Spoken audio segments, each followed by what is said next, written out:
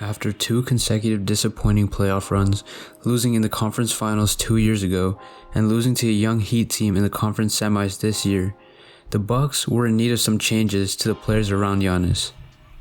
Bucks GM Jon Horst knew that too, and did exactly that. He brought in Jrue Holiday, one of the league's elite perimeter defenders, a high-level playmaker, and among the league's best two-way players. Even though they might have paid a hefty price for the one-time All-Star, Holiday brings a bit of star power that the Bucks were simply missing when it came to the postseason. For example, the Bucks seemed to be unstoppable in the 2019-2020 regular season, boasting the best record in the NBA at 56-17, but it all came crumbling down as soon as they entered the bubble. The Bucks went 3-5 in their seeding games and then got eliminated in the second round at the hands of Jimmy Butler and the Heat.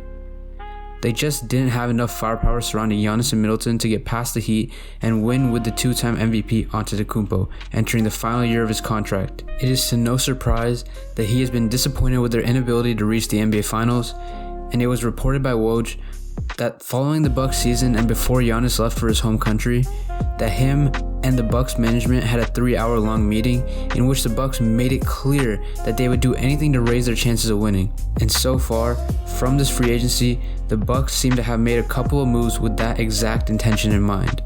But before we get into the free agency additions, how Holiday will impact the Bucks and the winner of this trade, if you're new here, welcome. My name is Combo and I create NBA related videos weekly. If you're into that type of thing, make sure to subscribe, and if you enjoy the video, make sure to leave a like. But enough of that, let's get into the video. First, let's talk about who the Bucks acquired and who they lost.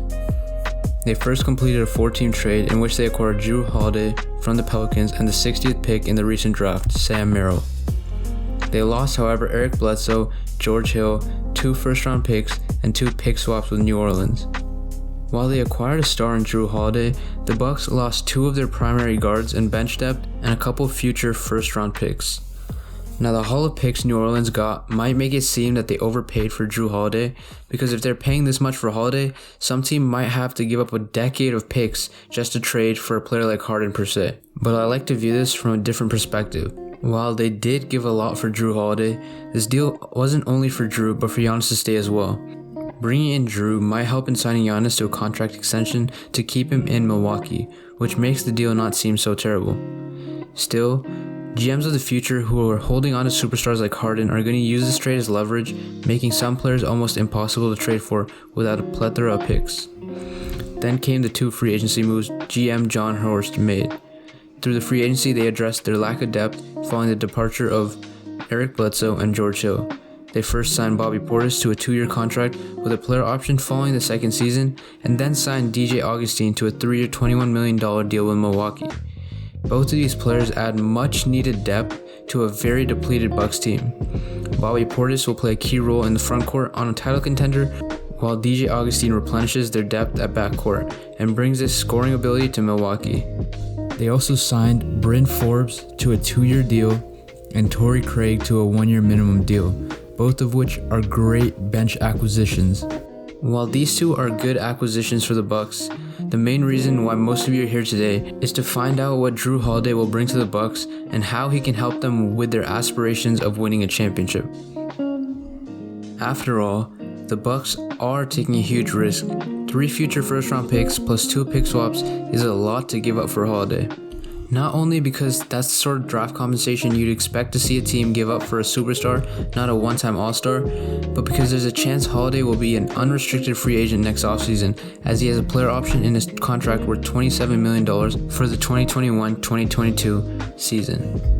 Depending on how he plays this upcoming season, Holiday could easily turn that option down in the hopes of signing another long-term deal as he enters his mid-30s. Basically what I'm saying, Holiday's contract isn't as expensive as it could be. For example, Chris Paul having a $44.2 million player option entering the season at 37 years old. So what is it that Holiday brings that the Bucks are willing to go all in for? Well, first off, as I've said before, it shows that the Bucks are ready to put the best available pieces around Giannis to help him get to the championship. If this move gets Giannis to sign the Supermax extension, it'll be well worth it. The second is Jrue Holiday will also be the best guard that Giannis will have ever played with if Middleton is considered a small forward. he is miles, and I mean a goddamn lot of miles better than Eric Bledsoe. He's a better 3-point shooter than Bledsoe, making 36.4% of his catch and shoot threes in comparison to Bledsoe's 26.4% for catch and shoot threes. Bledsoe's poor shooting from 3 completely shattered Milwaukee's spacing and allowed defenders in the playoffs to leave him wide open to double or triple Giannis driving to the basket.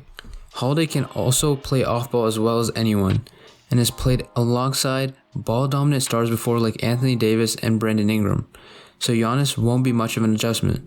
But while I shit on Bledsoe for his horrid offensive game, there's no doubt Bledsoe has been one of the better defenders at the guard position, constantly pestering opposing teams' guards. But still, Holiday is an improvement in the defensive department as he is more versatile and lanky and has proven that he's able to guard opposing teams' star guards. He has shut down Damian Lillard in the 2018 playoffs and even shut down the likes of big men like Porzingis and Jokic. He can guard almost every single position at an elite level, and many NBA players around the league have commended Holiday on his elite defensive instincts.